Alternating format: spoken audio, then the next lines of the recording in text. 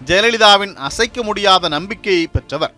எந்த அரசியல் பின்னணியோ சினிமா பிரபலத்தன்மையோ இல்லாமல் கடந்த 50 ஆண்டுகளில் தமிழகத்தின் முதல்வராக அமர்ந்த முதல் நபர்.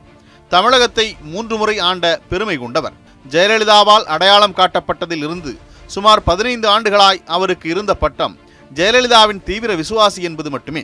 தேர்தலில் திறம்பட செயல்படுபவர் என்பதாலேயே அவருக்கு 1993 நகர செயலாளர் பதவி கிடைத்தது. 2001ஆம் ஆண்டு சட்டமன்ற தேர்தலில் போட்டியிட வாய்ப்பும் கிடைத்தது. வெற்றி பெற்ற பன்னீர்செல்வத்திற்கு வருவாய்த்துறை அமைச்சர் பதவி கிடைத்தது.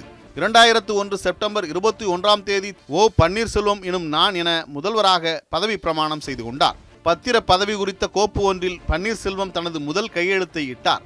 ஆண்டிப்பட்டி தொகுதியில் போட்டியிட்டார் ஜெயலலிதா. அதன் முடிவுகள் 2002 பிப்ரவரி 24ஆம் தேதி வெளியானது. ஜெயலலிதா வெற்றி பெற்றார் என்று அறிவிக்கப்பட்டதுமே ஆளுநரை சந்தித்து ராஜினாமா கடிதத்தை கொடுத்தார் ஓ பன்னீர்செல்வம்.